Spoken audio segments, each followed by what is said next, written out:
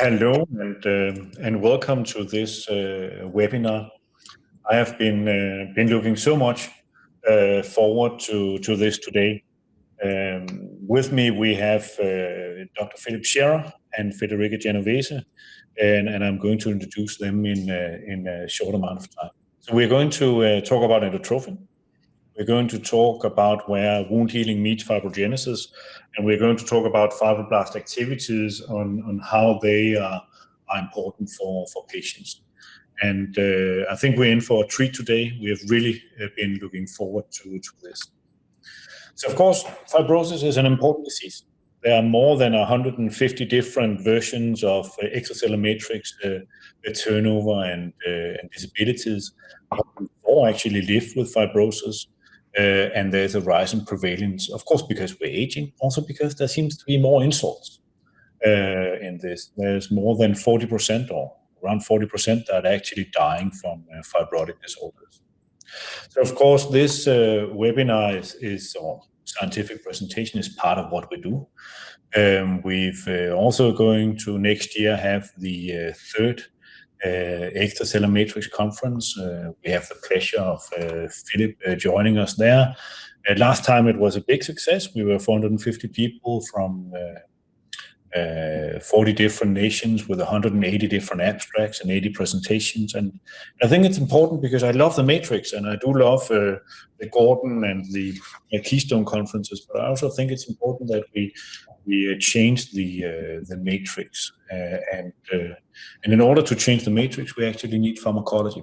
And sometimes with pharmacology, we also need biomarkers. Okay, so I'm going to introduce you to our speaker. So, of course, everybody knows Philip. Many of you know that he was responsible for finding and discovering adiponectin.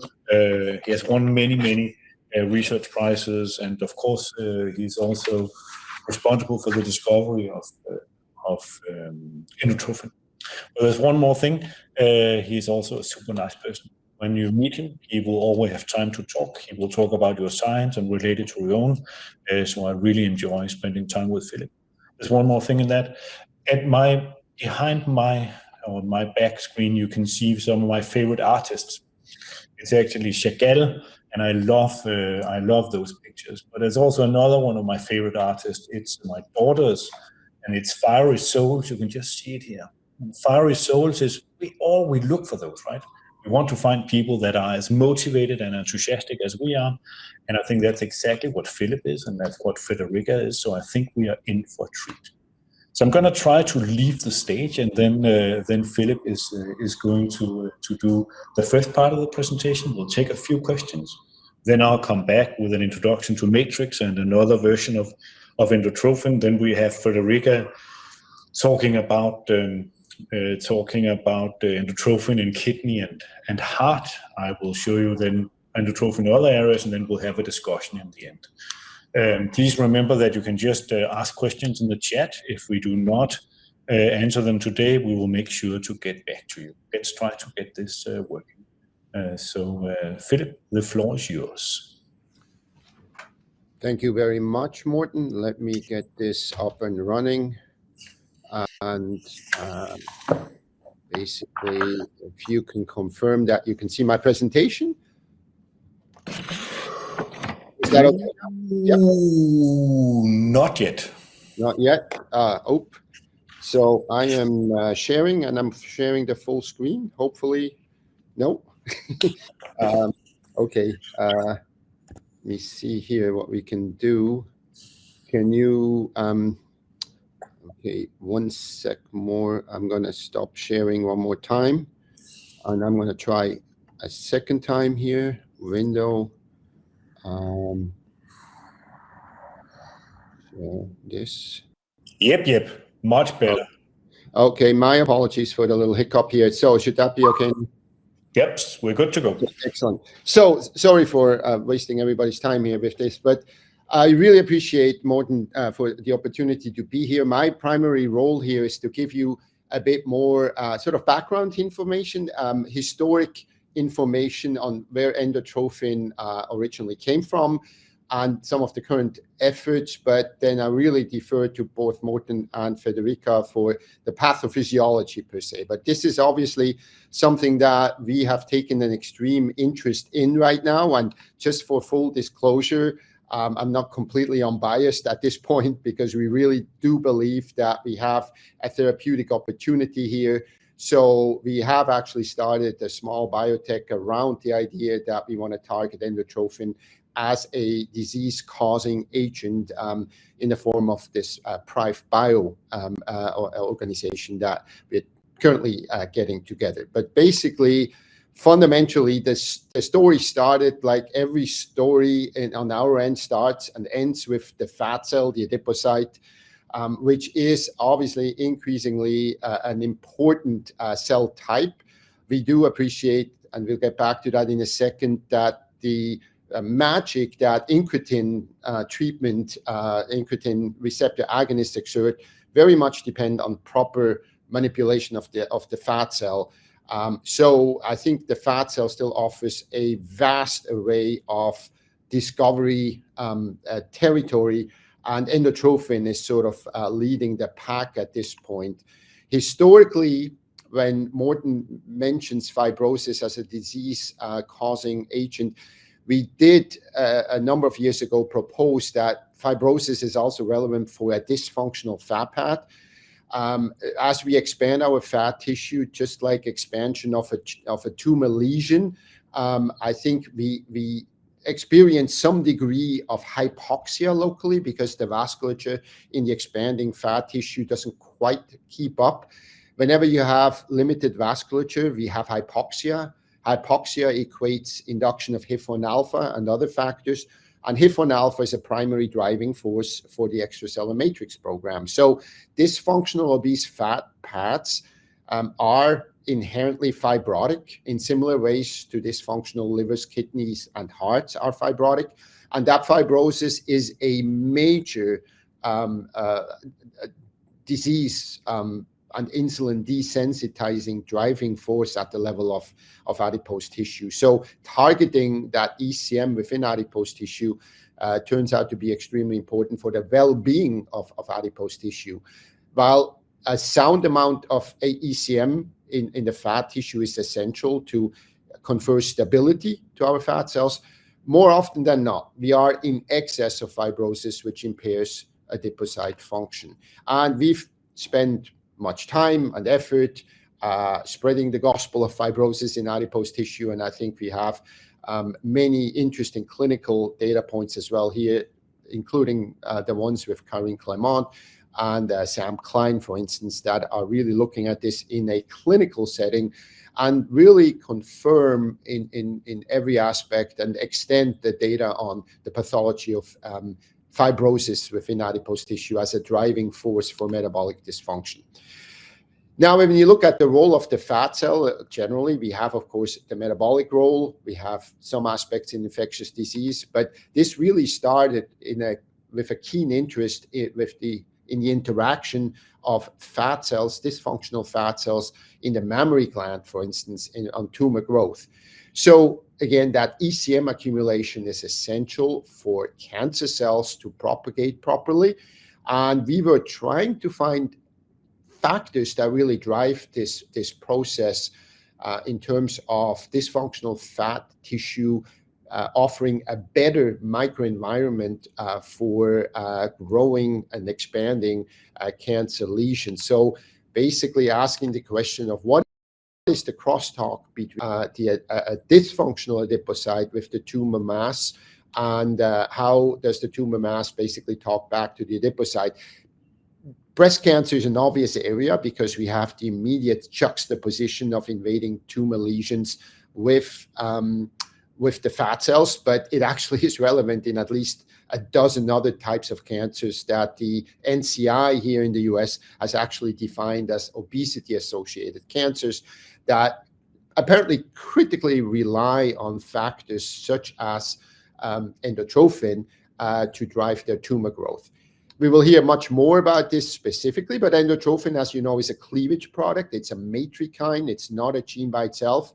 And that C5 domain that you see here at the end of collagen 6 alpha 3 is really what we refer to at this point as PRO-C6 or endotrophin to make it shorter. And this has been intriguing us now for at least a dozen years, particularly in the cancer world, where graphs like this one, if you go into any cancer database, transcriptional database, you will find that generally patients in this particular case with breast cancer of all kinds, for that matter, that express higher levels of the parent molecule, collagen 6 alpha 3, tend to have a much worse prognosis. And that data, as you will see later on as well from the other presentations, tends to be repeated in a number of different other cancer settings, as well as other metabolic dysfunctional set points as well. So this was the driving force originally. Endotrophin is a cleavage product. Endotrophin acts locally. It is a cytokine, and it exerts its impact locally within the site of production in the lesion. But some of it escapes in circulation, and much of the epidemiological data that we hear about, where we correlate elevated endotrophin levels in circulation with various disease states, it actually turns out that this is very meaningful because some of that endotrophin escapes the local fibrotic lesion, leaks into the circulation, and is an excellent biomarker in many different instances to correlate with the respective disease state. So you see this here for breast cancer patients, a broad spread, admittedly, but this is something we see in a number of different cancer settings, that endotrophin levels will be dramatically upregulated locally, and that translates into an increased level of circulating endotrophin that you can measure in these various settings, such as the one here. We have gone back between, sort of the clinical correlational studies and the preclinical studies, where we really try to figure out what's going on in terms of the mechanistic level in the cancer setting. And we've shown that this endotrophin entity is really the disease driver of collagen 6 alpha 3, looking at its ability to drive tumor progression early on here in this paper with Jian Park. And then later on, we used a lot of quote-unquote humanized mouse settings with breast cancer, human breast cancer cells that profit greatly from having increased local endotrophin levels around. And that's really been keeping us busy now for the better part of the last decade, with very, very promising data in the cancer world, particularly in the context of breast cancer. So these are studies which are ongoing with a great effort and have a lot of promise, basically, to intervene potentially even at later stages of tumor growth in the sort of chemo-resistant state as well. So the conclusion from all of that was basically that endotrophin is a potent pro-fibrotic factor that has a number of interesting effects, all of which favor tumor growth, including the stimulation of the EMT, which then coincides with the chemo resistance that it conveys upon these tumor cells. So bottom line is a lot of activity in this context on the cancer side, which remains actually a very intriguing area. But this sort of entered center stage now in the metabolism field as well. We've looked at some of that in the adipocyte proper in the context of obesity. But here, this paper from Julio Chirinos really excited all of us in the sense that he was looking at the study of an SGLT2 intervention for heart failure, particularly HFpEF. And he established really that endotrophin, as measured by a number of different means, whether that's a SomaScan or by the way that Morton's Nordic operation sort of measures them in the conventional sense, that this is a total home run in terms of a marker that beats out any established marker, predictive marker, including the magic score of pro-BNP in this particular setting. And he showed that this was relatively specific for HFpEF, so that was preserved ejection fraction as opposed to HFrEF with the reduced ejection fraction. So based on a lot of the literature, which is literally, I dare say, actually exploding at this point, we had a few dozen papers on endotrophin, but it really is picking up rapidly at this point. And I had the privilege here to work with Federica and the colleagues and Morten to put this together in endocrine reviews last year. It's already, perhaps partially outdated, but it gives you an interesting overall view of the biology as we saw it back a year ago in terms of its impact on disease progression in both metabolism and cancer. A fair amount of additional data online now as well that originates from the omics world that takes both proteomics, serum proteomics, as well as some gene expression data into account. Both the paper here from Nat Stietzel that we were privileged to be part of, as well as the paper here from Brent Richards in Toronto, make a very strong case clinically that endotrophin is a major driver for a number of disease phenomena, including coronary artery disease. So that both of these papers reached the exact same conclusion, and even dare to implicate perhaps a causative role of endotrophin in the clinical setting for atherosclerotic disease as well. And elegant papers such as the one here from Detlef Schuppan in collaboration with Morten's group has really put endotrophin in terms of quote-unquote biomarker as a leading indicator for fibroinflammation that we do appreciate at this point is really tightly linked to overall life expectancy, quality of life, mortality in chronic diseases, and is probably one of the lead prognostic indicators of troubles on the horizon. So a very elegant study here across the board. And what's important is the predictive value that endotrophin offers. It's not just an elevation in the disease state. It actually looks forward in the absence of any other measurable indicators as a predictor of future trouble to come. So basically, the notion is, and again, Morten will expand on that the fibroinflammatory milieu systemically is a key contributor to disease in this context.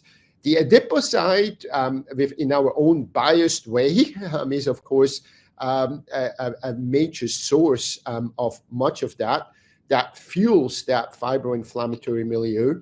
And this fibroinflammation really connects the obese phenotype with a lot of other things. And now that we have, I guess, a word for it from the American Heart Association, when we really think about the cardiometabolic renal syndrome, which is all the hype right now in the metabolism world, we do believe in that endotrophin is one of the key constituents that connects the obese phenotype with this cardiometabolic renal syndrome in this context. And that becomes relevant, particularly, of course, when we now think about the incretin world, the major weight loss intervention that really changes clinical practice across the board. Cardiology, GI, liver, and kidney, as well as diabetes. We do know these are incredibly effective drugs. They do rely critically on weight loss. They are not very good at tackling inflammation and fibroinflammation. So there is considerable, what I call residual disease left behind in the incretin world. And we believe that endotrophin offers an excellent interventional target to actually round off, not to compete with the incretins, but to round off the benefits that incretins offer in this context by tackling the fibroinflammation more specifically. So in this context, a lot of effort, some of it published, a lot of it unpublished. What makes this so interesting is both preclinical gain and loss of function studies in all these different areas, liver, kidney, heart, lung, in the cancer world, while also having very, very strong clinical correlational data, last but not least through the efforts of Morten's group that has measured this vast in a large number of different samples that we hear about.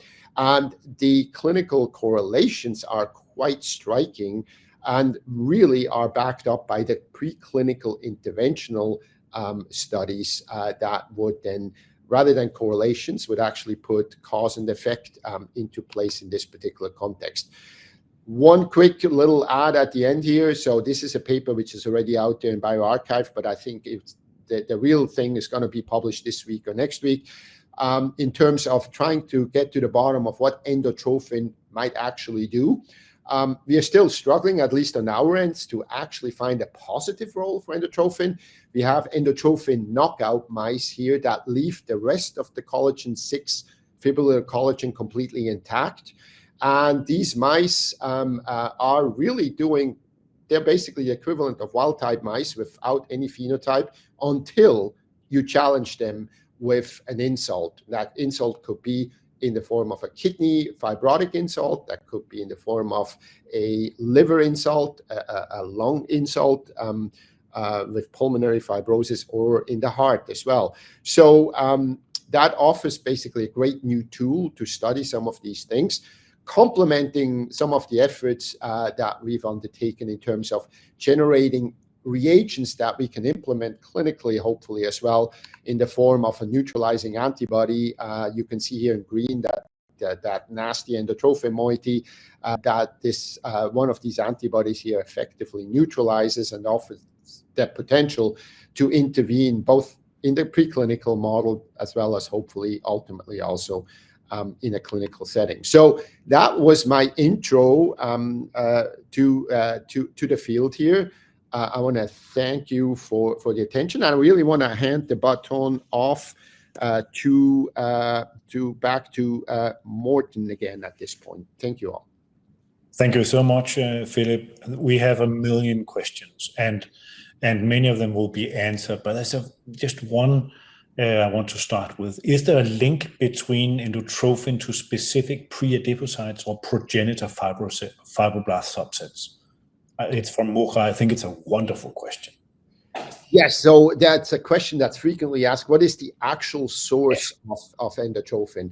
So even though I told the story in a way that this is all about the adipocyte, it actually isn't necessarily. So when you have a fibroinflammatory lesion pop up, be that in the liver, be that in the kidney or somewhere else, the source of the endotrophin can also be local. So it doesn't exclusively have to derive from the dysfunctional obese fat tissue. But within these lesions, I think we frequently, more often than not, we probably see a myofibroblast type cell as the primary source. We do know that macrophages can produce it. We do know, of course, that adipocytes can produce it as well. Mm-hmm. But we do believe that the myofibroblast, not entirely unexpectedly, will be a major source for it. Thanks, Philip. Okay, so there'll be much more questions and discussions after the two presentations. Thank you so much, Philip. Really wonderful introduction and showing you how important it is and your seminal work on this. Okay, so I'm going to introduce a little bit to the matrix and how we are thinking about the matrix and biomarkers and leading us into fibroblast. I think I agree with Philip on many things, and I'm not as sure as Philip that it's only coming out of a adipocyte. I think it's a really fantastic question as which cells are producing it, but also when and which. So if we think of these here, of course, we've been at Nordic, my team have been looking at the extracellular matrix for more than 25 years, and today we're going to be discussing the fibroblasts. And of course, adipocytes and fibroblasts are from the same mesenchymal stem cell lineage. It's just a matter of differentiation. And so if we just think of in a minute the epithelial cells, they are in a special matrix. It's a specialized matrix that allows oxygen and blood and various things to diffuse, and those are special type of collagens. Epithelial cells are smart. They know which way is up and down. And on the other hand, fibroblasts. fibroblast, and I know I may be insulting many, but to me they are a little bit stupid and aggressive. And they are producing fibrillar collagens. And those fibrillar collagens is what's causing the fibrosis. And then, consequent to the seminal work by Philip, endotrophin is type 6 collagen molecule, and type 6 collagen is not just any collagen. It's a special molecule on its own. It's a beaded filament. Sure, it does have the collagen structure, but it's really something completely different on endotrophin, and we're going to be discussing that role. Of course, if you want to read more about endotrophin, I recommend chapter 6 in our wonderful collagen book, 3rd edition now. And then I'm just going to repeat myself. If you like matrix and pharmacology, please submit an abstract to the Extracellular Matrix Pharmacology Conference.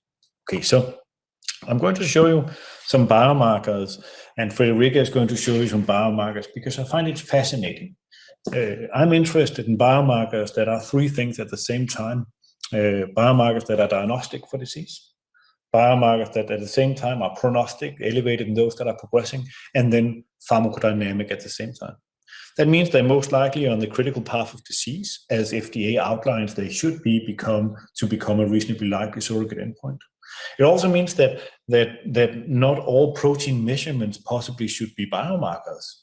Because to me, a biomarker should also be regulatory supported and scientifically understood. And that's basically what we're discussing today on endotrophin, the scientific understanding of endotrophin and the regulatory supported. And then, of course, Frederica is going to show you a lot of the genetic validation saying that there's actually causality by back reversal of Mendelian randomization. So I think we're in for a treat here on what's going to happen. So why are we working with biomarkers? And there's already been a lot of biomarker questions in the chat.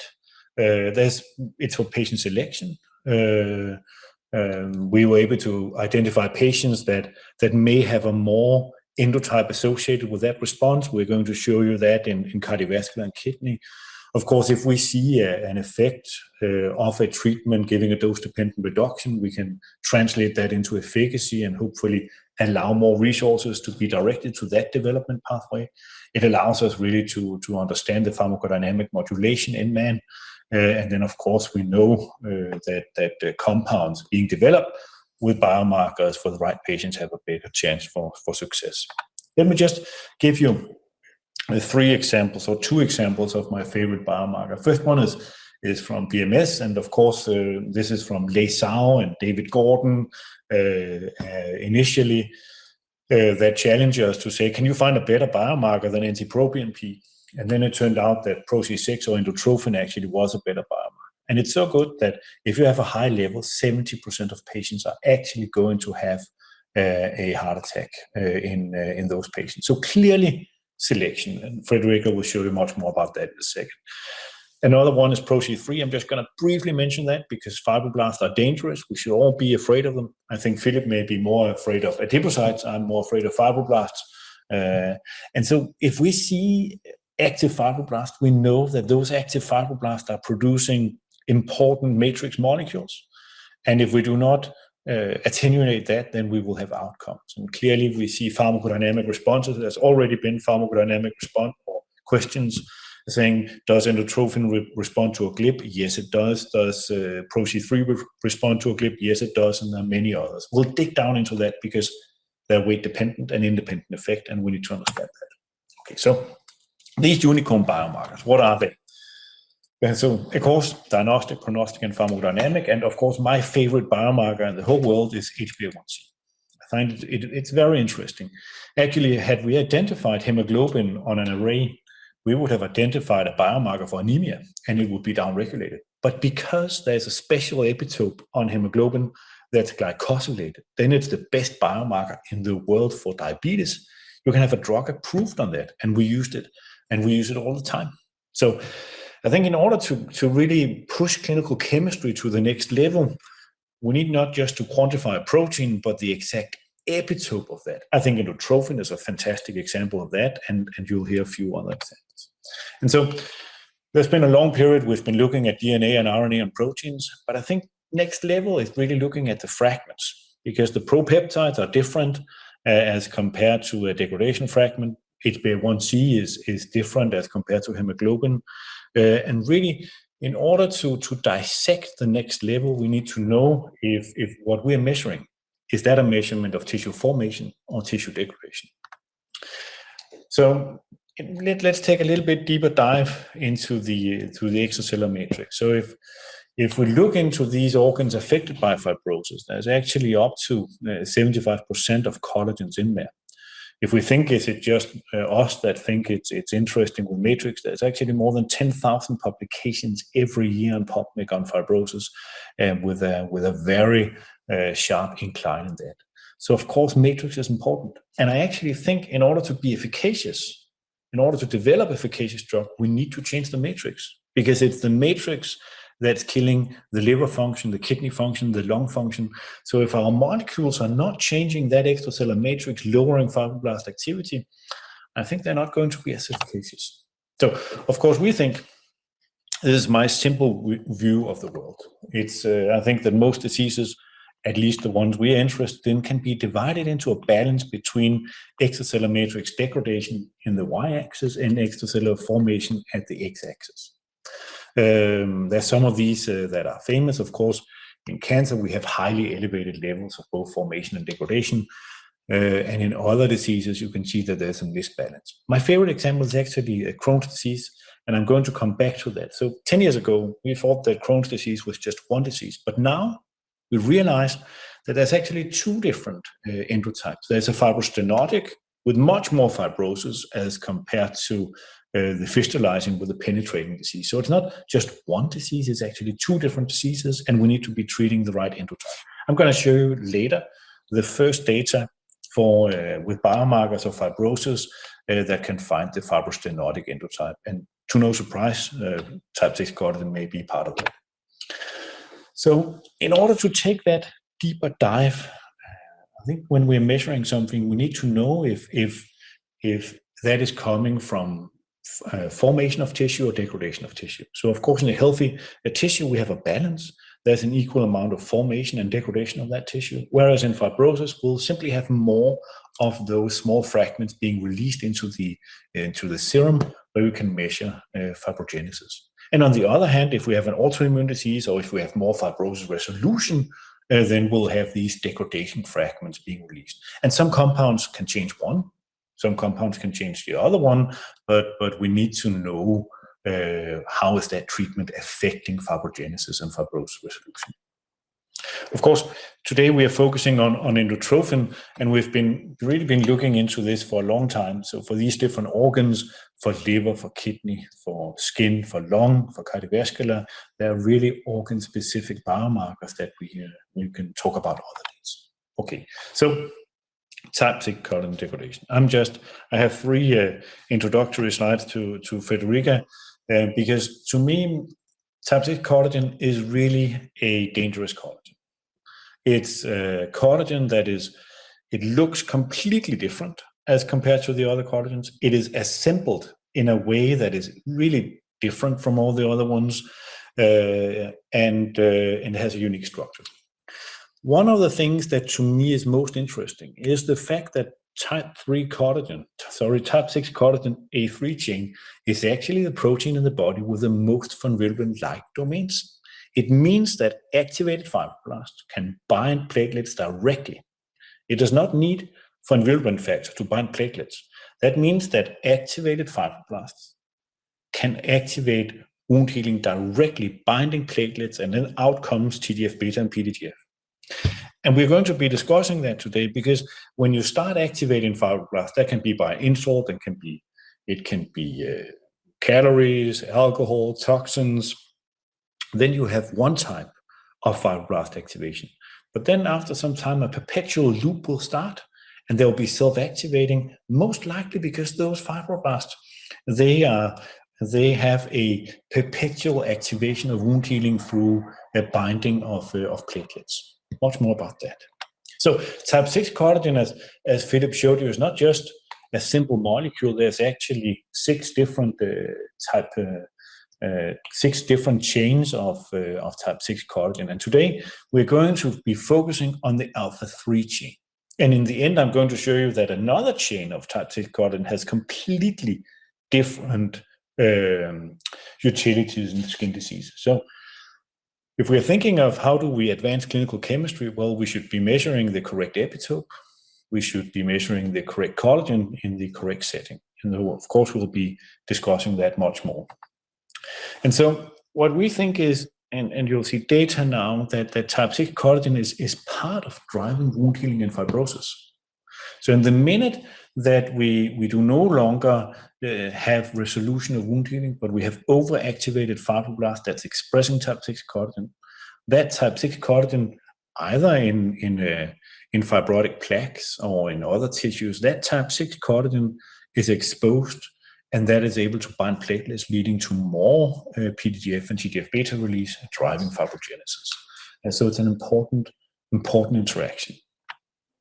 So before Frederica starts, I just want to make sure that we are all afraid of fibroblasts. And so, of course, I'm not that afraid of dormant fibroblasts, of quiescent fibroblasts. But in the minute that they're activated, they start to proliferate and they start to make matrix. One of those propeptides where we're measuring fibrillar collagens is PRO-C3, and another one is PRO-C6. But activated fibroblasts are important. And you're also going to see that there are different ways of activating different types of fibroblasts. So some fibroblasts that produce type 3 collagen, you can activate it by different ways.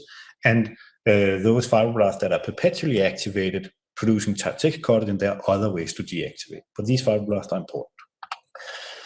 Just give me an example to continue from where Philip left. He was talking about cancer, and he was talking about fibroblast or adipocytes in cancer. And of course, it's a good example, especially if I want to make sure that we're all afraid of fibroblast, because actually the most type of fibrosis is actually in pancreatic cancer, so much fibrosis in solid tumors. And what happens is that around these tumor cells, tons of fibrosis is building, and that has some detrimental effects.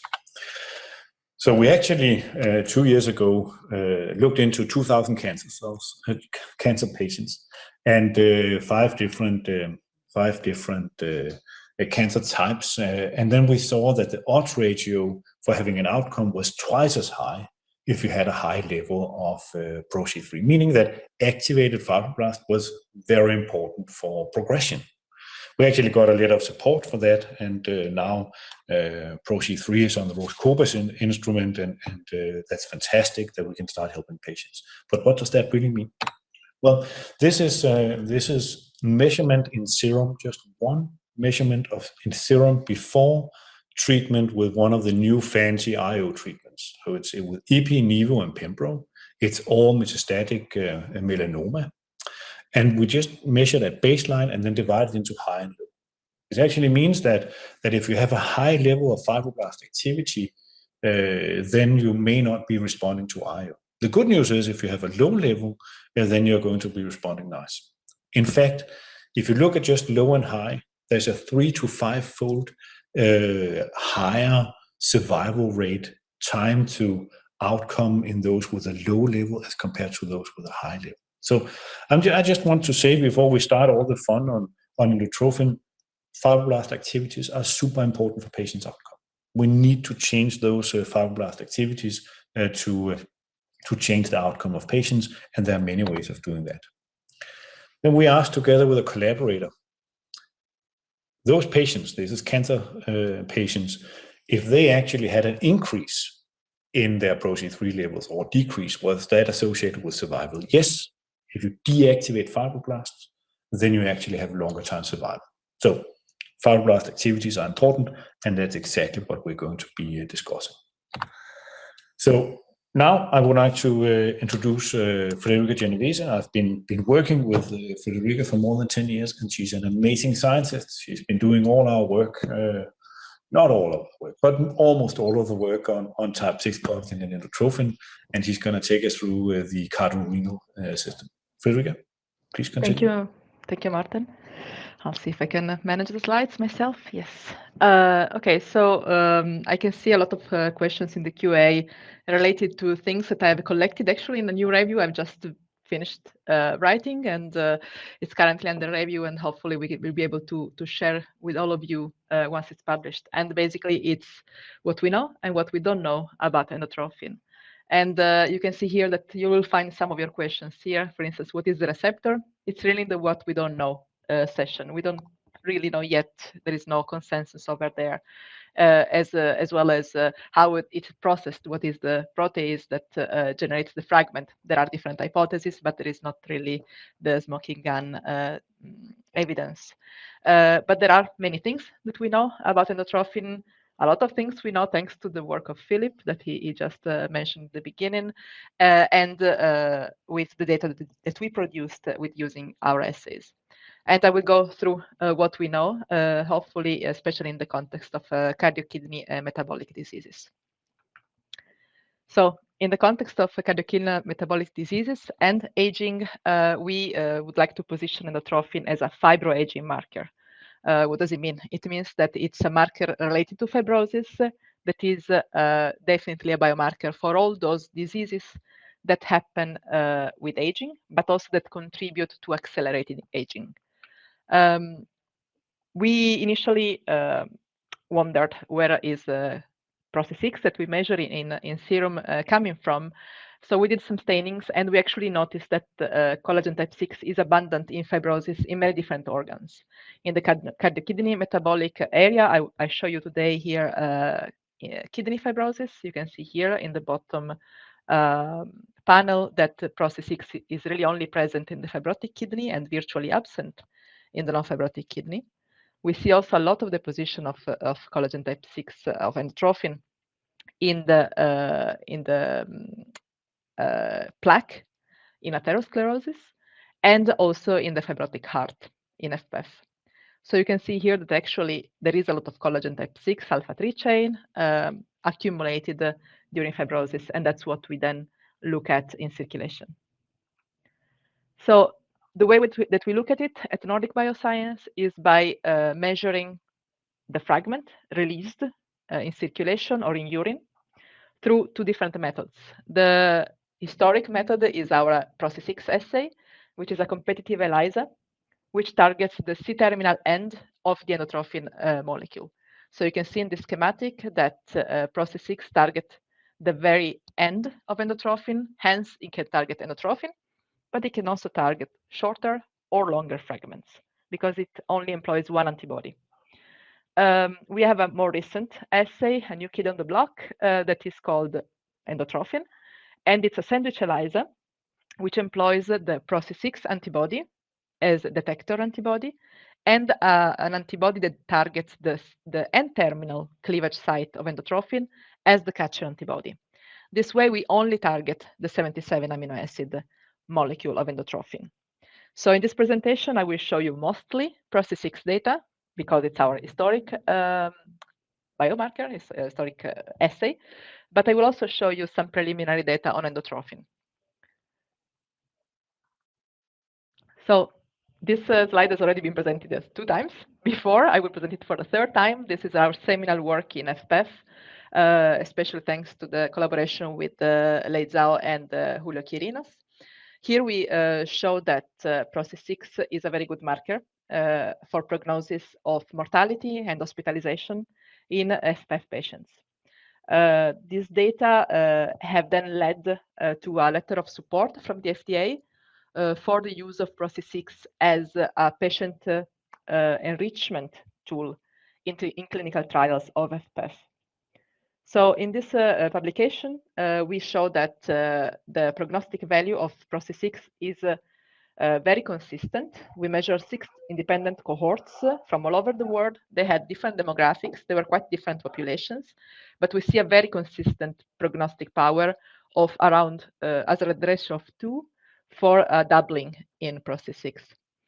What does it mean in layman terms? It means that for every unit increase of PRO-C6, we have a 12.5% increased risk of CV mortality.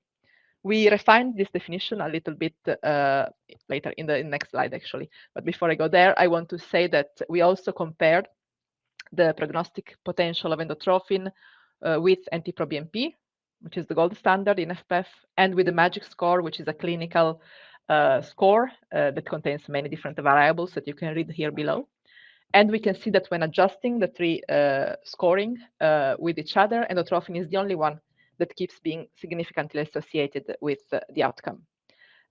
Also, a very important point is that it's not just collagen type 6, but it's really the endotrophin molecule that is related to outcome. In fact, here we also measured another fragment of collagen type 6, which derives from degradation by matrix metalloproteinase of collagen type 6.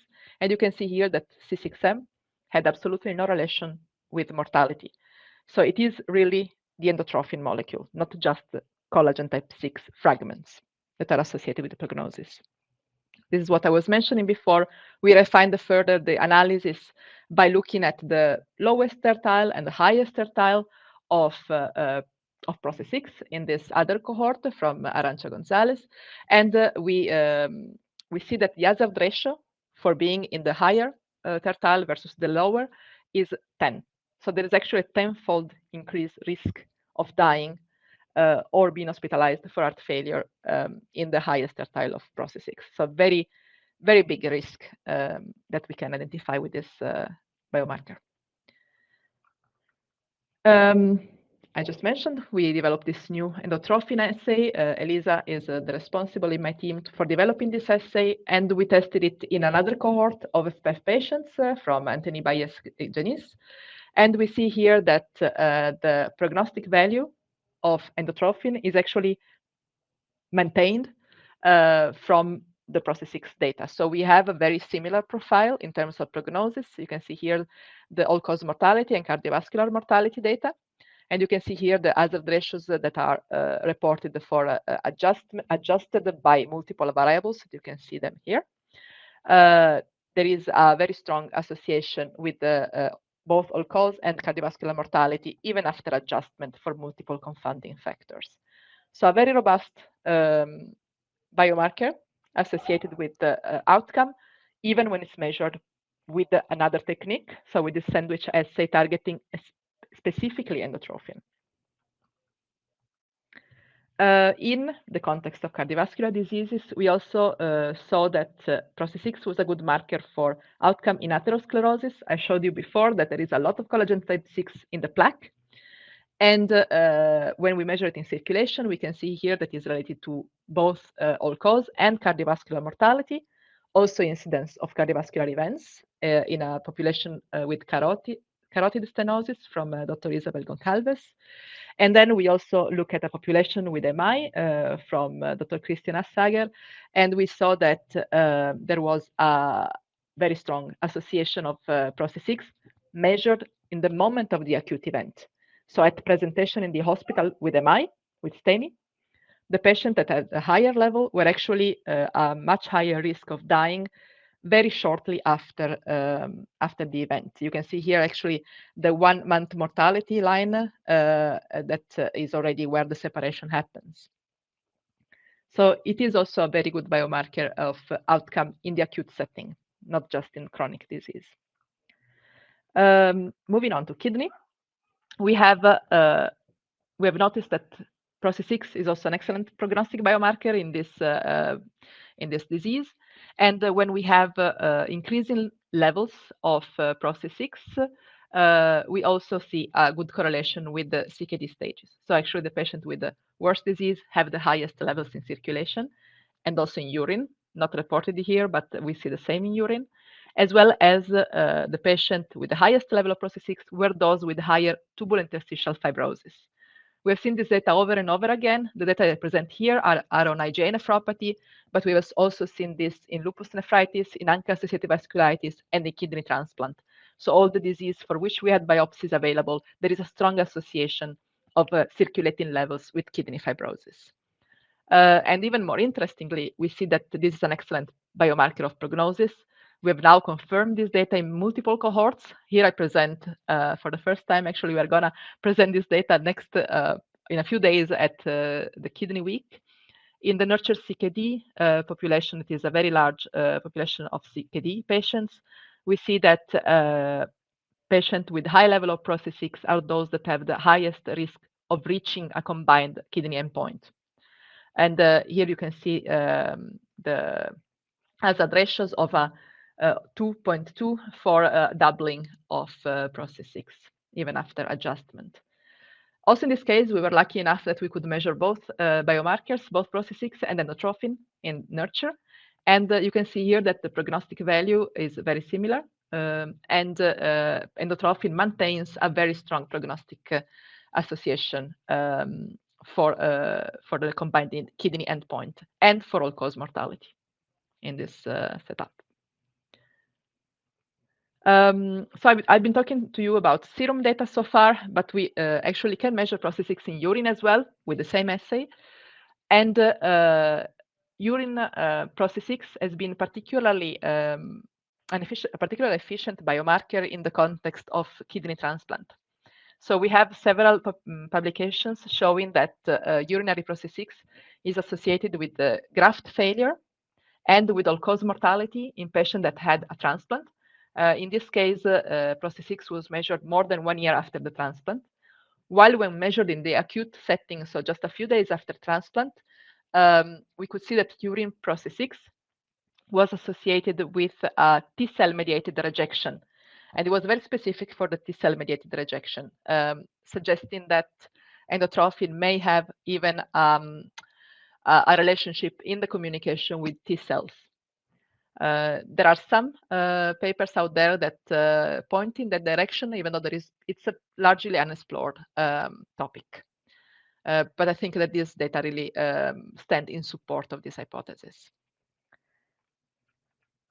So urinary PRO-C6 was a good biomarker not only in kidney transplant, but actually also in another kidney disease, IDPKD, so polycystic kidney disease, in which urine PRO-C6 was associated with the composite kidney outcome, and it was significantly adding, you can see in this area under the curve analysis, improved discrimination when added to a score that had a lot of different variables. And interestingly, I mentioned in the Q&A before, showing that changes in both urinary and serum PRO-C6 were actually associated with changes in eGFR. So a lowering in the PRO-C6 or an increase in PRO-C6 is directly associated with a lowering or an increase in eGFR, so in kidney function. So it's not just an association at baseline, but it's actually an association of the change in the biomarker with the change in the clinically meaningful variable. These are not treatment data. To have treatment data, we need to wait to measure endotrophin in very large clinical trials. However, it's a good indication that actually changes in the biomarker reflect changes in clinically meaningful variables. To go to this paper, which also was mentioned by Philip in the beginning, we did this meta-analysis of several different indications in which we show that no matter the underlying disease, patients that have high PRO-C6 levels are also at a higher risk of mortality. This work was kind of a continuation of the work that started in the PERF cohort, which is a cohort that we ran in-house at Nordic, of postmenopausal women, in which Lina and Cecilia here show that the patients that had the most diseases also had the highest level of PRO-C6. And actually, there is a stepwise increase in PRO-C6 the more comorbidities these patients had. We interrogated the cohort asking what are the diseases that explain the most the levels of PRO-C6. And the top contenders were CKD, so kidney disease, and cardiovascular diseases. So it seems that despite this is a very good biomarker for in many different diseases, for prognosis, for adverse outcome, it is mostly linked to the cardio-kidney metabolic syndrome. So we are interrogating this biomarker more and more as a marker of biological aging. Clara, in collaboration with Lina and Juliette, did this study in which there was a population of patients that were older individuals that got acutely hospitalized. Then there was a control cohort of an elderly individual of the same age, but that had not been hospitalized for several years before enrollment. And then we had a cohort of young controls. So we could see how the levels changed in as simply as a matter of chronological age, so young versus old, there is a little bit of increase. But old in a normal process of aging and old with accelerating biological aging, was reflected into a much larger increase in PRO-C6. So actually PRO-C6 is not just a biomarker of chronological aging, a little bit, but not that much, but mostly of biological aging. So patients that have more comorbidities and patients that are at higher risk of outcome. We can see here that PRO-C6, again, very associated with the risk of mortality. And when we looked at different parameters in this population of biological aging, so we have markers that are notoriously related to biological aging, such as SUPAR or GDF-15. There is a pretty high correlation with endotrophin. There is correlation with inflammation, CRP, IL-6, TNF-alpha. There is correlation with frailty and with cognitive function. And as seen before, there is correlation with kidney function as well. So it seems that this biomarker can easily fall into the category of biological aging biomarkers. It correlates with those of biological aging, and it is associated with multimorbidity and with risk of outcome. When we saw the results, we started to say that that the patients could feel their endotrophin, because here we have a patient-reported outcome in questionnaires. And these questionnaires have five different aspects of their daily life, so their mobility, ability to take care of themselves, activity, pain, and depression. And we can see that the patient that fared the worst in this category, except for depression, also had the highest level of PRO-C6. So it's not just a matter of biology, of looking at how this reflects the biological aspect of the pathways, but it's even in how the patients feel. So we are looking more and more into this big population cohort. We were lucky to actually be able to work together with Stefan Bacher on the PREVENT cohort. And here we saw that this is a general population of more than 6,000 individuals.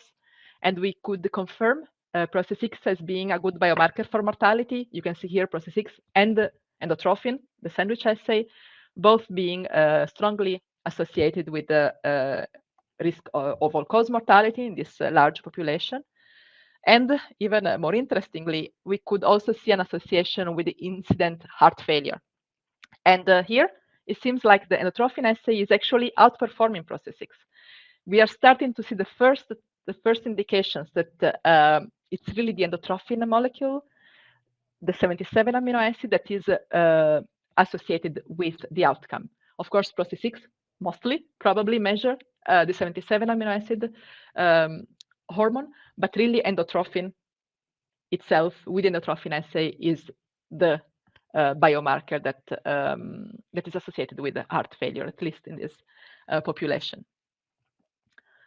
So in the aging community, there is a lot of talk about metabolic aging, because of course metabolic syndrome causes accelerated aging, and in the context of our society, we know that it's one of the most prevalent syndromes is the metabolic one, is obesity, is type 2 diabetes, and we have heard from Philip in the beginning about the association of endotrophin with adipose tissue. And of course, patients with obesity have a larger adipose tissue mass, but also a different quality of adipose tissue.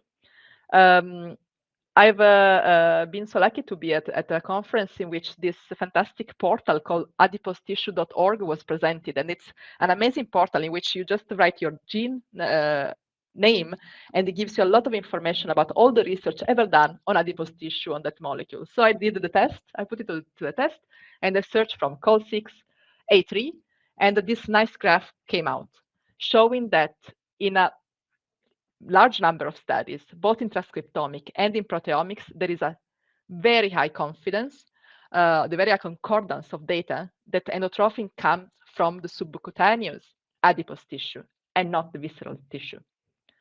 This is really in concordance with other literature showing that it really comes from the subcutaneous adipose tissue, and that subcutaneous adipose tissue fibrosis is what is the dangerous kind of fibrosis in the adipose tissue. So I think it goes a bit full circle here. I will go back to subcutaneous adipose tissue in a few slides. But before, I want to show you a collection of data that Alexandra did on PRO-C6 as a predictor of adverse outcomes in metabolic syndrome. So these are all data that we have on different populations with type 2 diabetes, type 1 diabetes, or obesity. And I will not go through all this data, but I think at first glance, you can see very significant hazard ratio for outcome, being that mortality or development of kidney outcome across the board in all these different populations. And you can see here in the second column, the numbers, very high numbers. So it is very strongly associated with outcome. So since we are talking about metabolic diseases, one question could be, so if I lose weight, do I have lower endotrophin? Do I get better in terms of my circulating endotrophin? And the answer is really not really, if it's just weight loss. We have these two populations, bariatric surgery and very low calorie diet induced weight loss, and PRO-C6 was flat. It didn't change, even though BMI dropped quite a lot. However, the moment that we apply a therapeutic agent that incidentally also causes weight loss, but it's not just causing weight loss, then we see a drop in PRO-C6. You can see here an example with a GLP-1 receptor agonist from Eli Lilly, dulaglutide, in which we have a stabilization of PRO-C6 while the other arm kept increasing over time. And we have another study in MASH. This was weight loss independent. We saw 20% weight change of drop in PRO-C6 with this compound. So definitely it's possible to alter the level of endotrophin, but weight loss is not enough. It needs to be a therapeutic intervention that alters the pathway that causes the production of endotrophin. And this drives me to the last part of my presentation, in which I want to show you data that are not mine. And actually, this was two papers that were extremely interesting. They came out more or less at the same time, and they both show a causal association of endotrophin with coronary artery disease. This paper from Satoshi Yoshi shows that endotrophin was associated with risk of coronary artery disease in obese populations. This was an amazing work. It used different databases, and these data were actually obtained with proteomic platforms, SomaScan and Olink. And you can see here the C-terminal called 6A3 is what is endotrophin. So here in the slide, it shows that it's directly associated with increase in BMI. Then they show that it's actually causally associated with development of coronary artery disease. And you can see here in this Kaplan-Meier curve, a very large increase in the incidence of CAD for high level of called 6A3 C-terminal. And here again, showing that the C-terminal, but not the N-terminal, so only the endotrophin part of the molecule is associated with CAD and is associated with, again, subcutaneous adipose tissue and not visceral. So again, further proof associated with BMI, associated with body fat percentage, the C-terminal and not the N-terminal. And then when looking at cells, I know there was a question on this before in the chat, and also asked to Philip, what are the cells that have production of collagen type 6 alpha 3? In the adipose tissue, it's adipose stem cells and in fibroblasts. And in the coronary arteries, it's fibroblasts and adipocytes. So again, two major sources, adipocytes and fibroblasts, activated fibroblasts. And last, this study showing, again, confirming an association of the C-terminal end of the called 6A3, so endotrophin, with risk of coronary artery disease, and also showing expression of endotrophin in the fibrous cap in the coronary artery, atherosclerosis. So I think there is a lot of evidence now showing that there is a causal association. Endotrophin is an actor in disease. It's not just a biomarker. It's not just a bystander. It's not just a reflection of how much collagen 6 there is, but it's actually an actor in disease. So I conclude with this slide. Morten already showed it to you. We think there is a link between wound healing and fibrosis, and that collagen type 6 may be the missing link because of its ability to bind platelets by itself. And with binding platelets, the production of cytokines, PDGF, TGF-β, stimulate further fibroblasts that produce more collagen 6 with a further release of endotrophin, and endotrophin itself stimulating fibroblasts to produce more collagen. So it's really a vicious cycle of fibrosis, uncontrolled fibrosis, as a consequence of sustained injury and sustained wound healing. So I will stop here. I can see you came on stage probably to tell me that I should wrap up. Yes, oh yes, that's what I did. But you did fantastic, and it's great data, and as you can see, it's in many different diseases, and so it must be a fundamental part of disease progression. There's a million questions, and so I'm going to hurry through my presentation so we can have a good discussion. I'm going to take one of them at least. Did you look at PRO-C6 in relation to KIM1 in kidney diseases? And can you talk, that's one question. And then can you talk about if there's any differences between serum and urine, endotrophin? What does that tell you? And you only have 30 seconds. So in short, KIM1, no relationship. Urine and serum. We see elevation in both. And I think this question hides the question, is it elevated or is it elevated in serum because there is less urine or vice versa? And the answer is not. It's elevated in both. So it's not a matter of filtration. Thank you, Frederica. Okay, so we've seen the cardiorenal system, and I'm just going to take you through a few other indications where endotrophin is also important. Of course, I spend a lot of my time in liver fibrosis, and I just wanted to emphasize a few things. Also, again, going back to the fact that fibroblast activities or mesenchymal stem cell activities are super important. We have this fantastic study together with Alexander Krag, and there's a collaboration with Stine Johansen and others, where we really show how dangerous are fibroblasts. So this is almost 500 patients followed with liver fibrosis, all different stages. And what you can see to the right is, if you just divide the patients with low and high amount of fibroblast activity, actually, if you have a low amount of fibroblast activity, you're not going to have a decompensation event. It must mean that fibroblast activities are super important. Only the patients with high levels of fibroblast activity are actually going to have an outcome. I think the area under the curve here is around, I know it's a little over 90%. And in fact, it's also better, fibroblast activity is also better in predicting outcome as compared to the fibrosis stage measured by liver score, liver histology.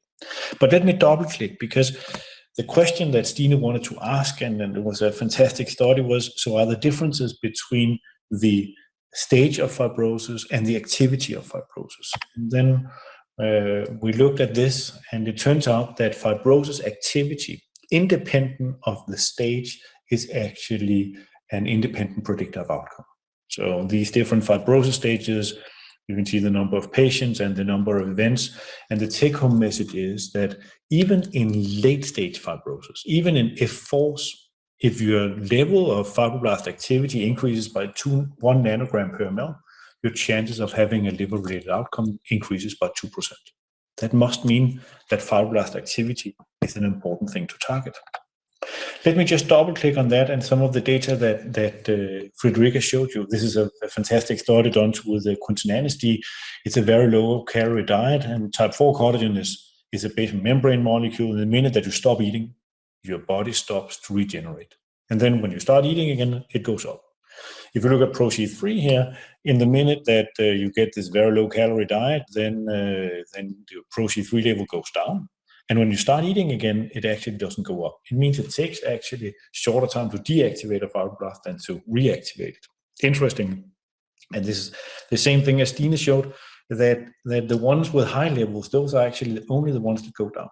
So if we include patients without fibroblast activities in our clinical studies, we're not going to see the same outcomes, and we need more patients. And of course, if we have a compound that's regulating fibrogenesis, of course, we need to have patients with active ongoing fibrogenesis. And then the trick was, when we looked at PRO-C6, that weight loss actually did not change that. However, you just saw that an Akero compound from the FGF21 pathway and other compounds are actually having a pretty good effect on endotrophin. So we need to understand these weight-dependent and independent effects. So let me just give you PRO-C6 and endotrophin, a few others areas. So lung fibrosis is clearly it's an important idiopathic pulmonary fibrosis is getting a lot of attention, and of course we also measured our fibrogenesis biomarkers here. This is a wonderful collaboration with Topo Moher and Gisli Jenkins, actually my first Lancet publication. And what you can see here is, to the right, these are 500 patients with PRO-C3 and PRO-C6. And what you can see is that both the fibroblast activity biomarkers are elevated in those that are progressing, and that's either losing 10% in lung function or death. But you should also note that the level is much higher with PRO-C6. So the healthy reference range of PRO-C6 is 8 nanograms, and you can see these patients really have elevated levels, and the ones that have highest level are the ones that are progressing. We can see the same thing with degradation fragments, not to the same extent because it is a fibrogenesis disease, but again, looking at balance between formation and degradation. This to me is important. So it's a different study. It's roughly 400 patients followed for 3 years. And we asked the question, if you have 1, 2, or 3 of these fibrogenesis biomarkers elevated, what's going to happen? Actually, if you have 2 or more fibrogenesis biomarkers elevated, 50% of those patients are dead within 3 years. I think this is really telling us that we need to modulate the matrix. And then is it associated with something that's important? Well, yes, it's associated with forced vital capacity, and it's associated with DLCO, which is oxygen diffusion in the lung. So clearly, fibroblast activities are important. So if we double click on that, there's a wonderful study that was done by Celgene and BMS. It's a JNK inhibitor where there was a good effect. It's a phase 2 study where there was a good effect on forced vital capacity. And what you can see to the right there was a dose-dependent decrease in PRO-C3, and there was also a decrease in PRO-C6 of almost 20%. And the important thing is then they asked the question, those patients that actually had a decrease in PRO-C3, or I should just say fibroblast activity, they actually had a increase in lung function capacity as compared to those that had an increase, they had a decreased lung function capacity. So these fibroblast activities are associated with the function of different organs.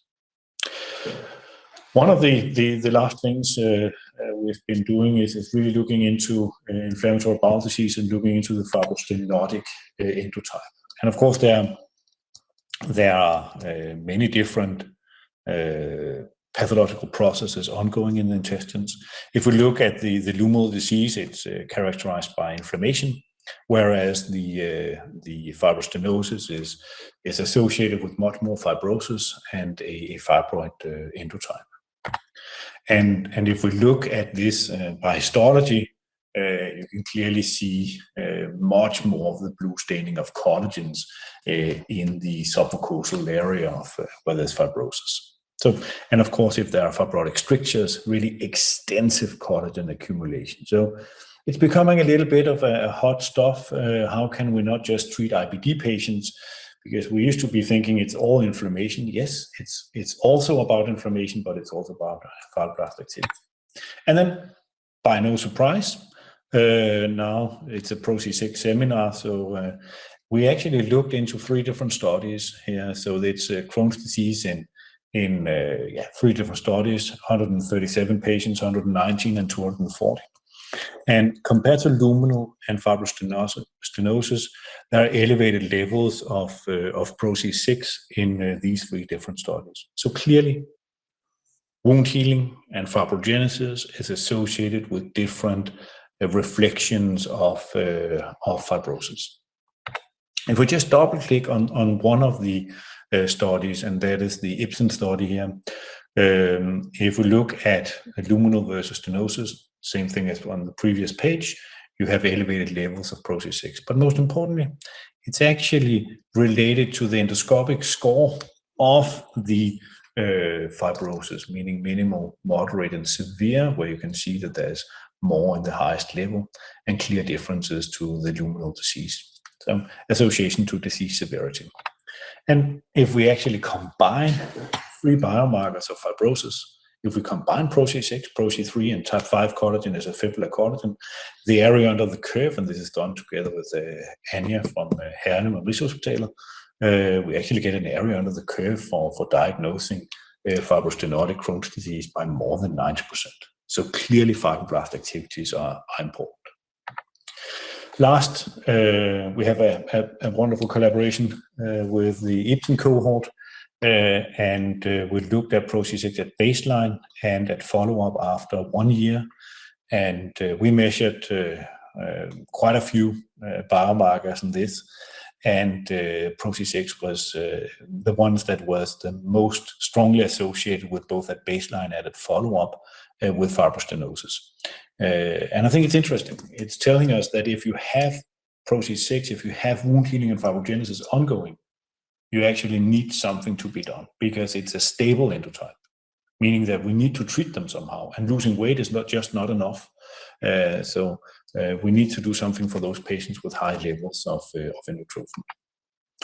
In the end, I'm just going to tell you that not all type 6 collagen is similar. So if we look into the genetic links, going back into my first slides on how do we really find these unicorn biomarkers, it turned out that collagens, I might be slightly biased, are of course the most important molecules in the world, and mutations in these leads to grave diseases. So type 3 and type 5 collagen leads to Ehlers-Danlos syndrome.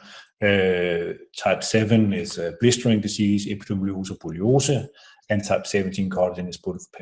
But I'm going to double click on the type 6 A6 chain, not the A3 chain, but the A6 chain. Sine from our team got super interested in this because it turns out there's actually quite a few single nucleotide polymorphisms in this that is leading to atopic dermatitis. And then Sine developed an assay for this specific chain. So normally today we've been talking about the A3 chain, and Sine was interested in the A6 chain. So yes, it's type 6 collagen, but it's really a completely different side chain of alpha 1 chain of type 6. And so we had this a pretty good study as compared to healthy donors. If we just measured PRO-C6, there was actually no difference. But whereas if we measured the type 6 collagen A6 chain, the area under the curve was actually 1, and it was elevated 300%. It also relates to the severity, and it's a good pharmacodynamic biomarker, collagen 6A6.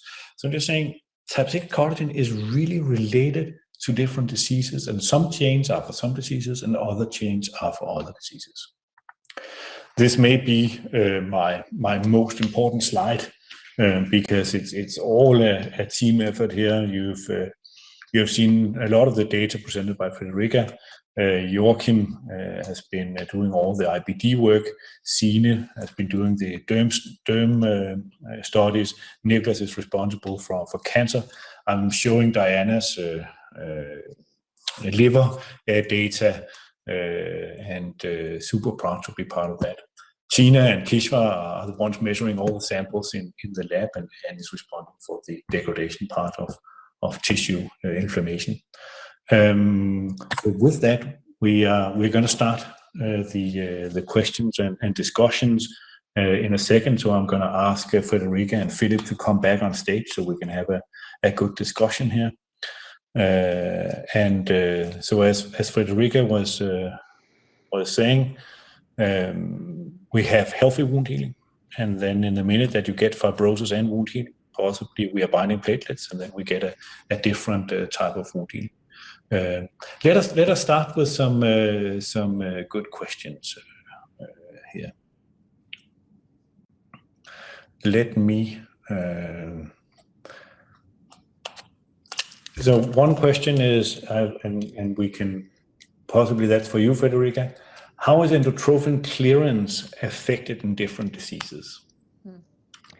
I mean, I can only know that in kidney because that's really the only disease for which urine is collected, usually.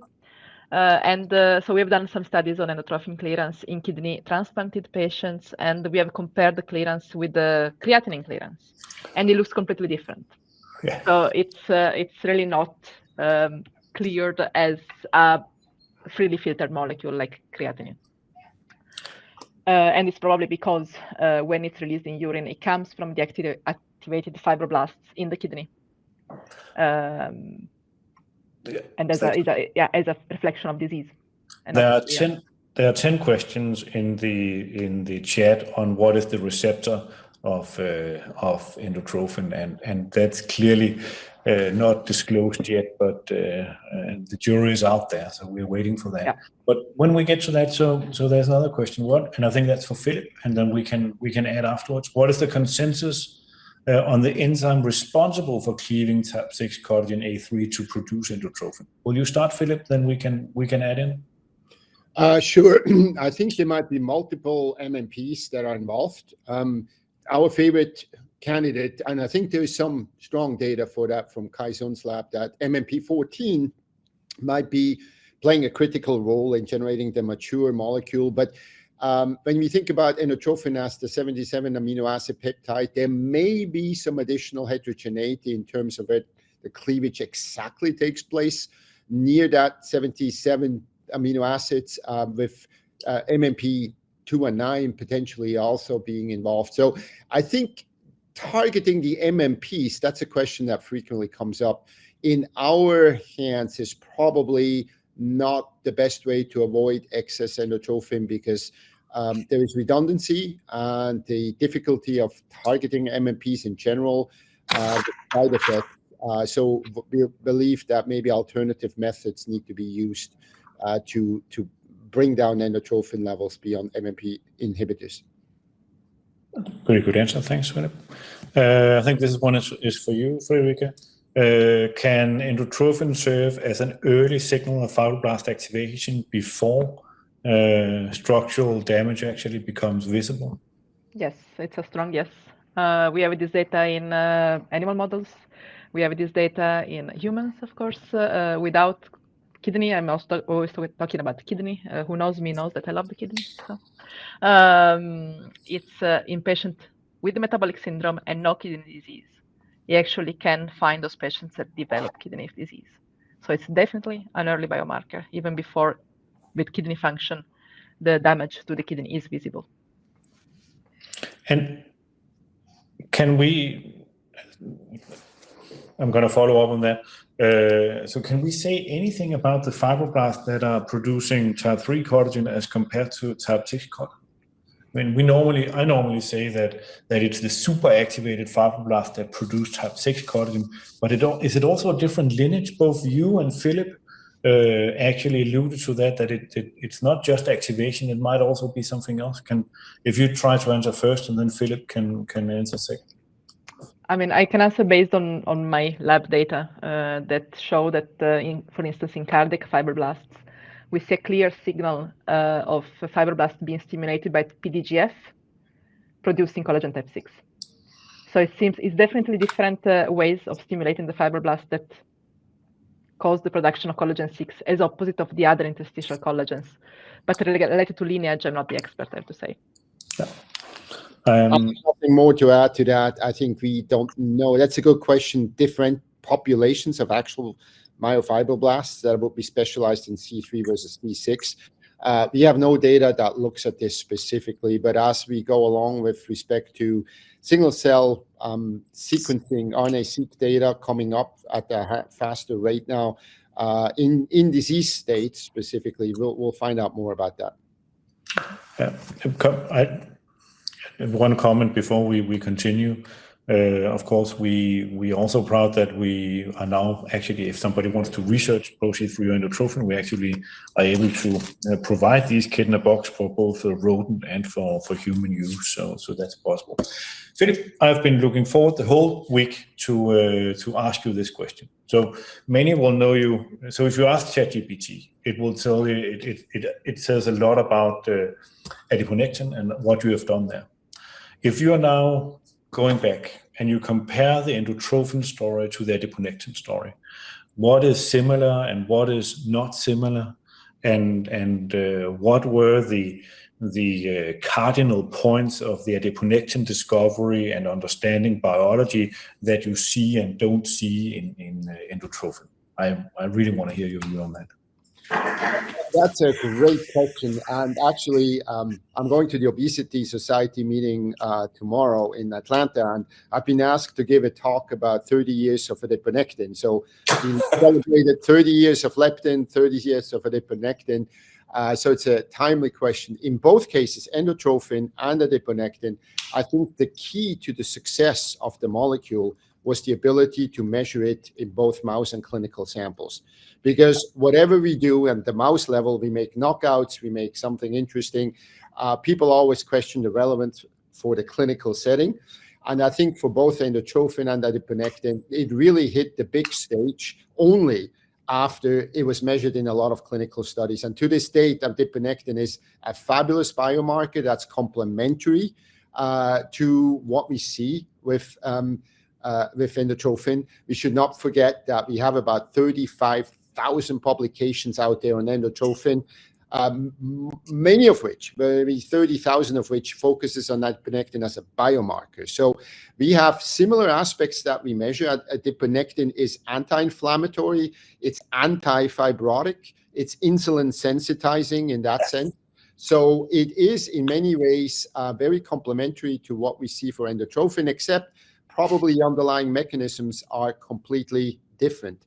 So I would say between the two, high adiponectin, low endotrophin, there's probably a lot of synergism that we will find as we go forward, as it relates to clinical correlational studies, as well as on the preclinical side as well. But there's a lot of similarities.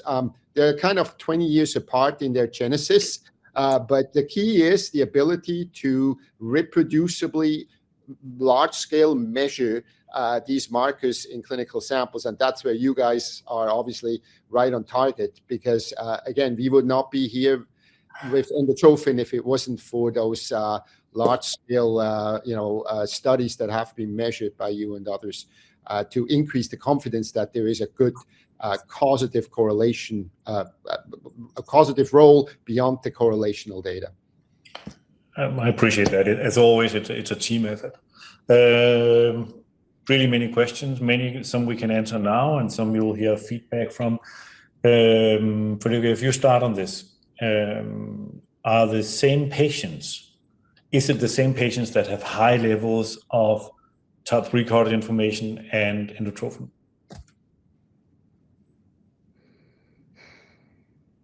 There is some overlap, but it's not the exact same patients. Okay, I would have used more words, but I clearly, yes, just because you have high levels of PRO-C3 does not necessarily mean that you have high levels of PRO-C6. And I think we can also see that with some interventions. Some interventions will deactivate PRO-C3, but not PRO-C6. We have not seen an intervention that only lowers PRO-C6 and not PRO-C3, but that may come.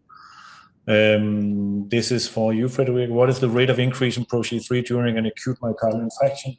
And how do plasma concentrations change or decline after AMI? We know in the very short term, we have a study in which we have baseline, which is presentation at the hospital, and 6 to 12 hours later, and there is an increase in all patients. The change was not prognostic, but the baseline and the 6 to 12 hours, the levels were prognostic for mortality at both time points. Thank you. I think we've run out of time. We had 1.5 hours, and I appreciate you all chiming in. I'm going to see you, Philip, at the American Society for Matrix Biology in 2 weeks' time, and in Copenhagen, discussing more extracellular matrix pharmacology. I hope all you that are listening in are going to be submitting abstracts and presenting at the extracellular matrix pharmacology in Copenhagen, Denmark. There are so many more things we need to understand. I think the one thing I know is that endotrophin is dangerous. If you have elevated levels, I think your chances of dying are high. Unfortunately, I do not know why you are going to die. But there are many organs that have organ function, and that fibrogenesis and wound healing is part of that. Thank you, Philip, for being here. Thank you, Frederica, and thank you to all those for listening. Thank you for your time. Thank you. Bye.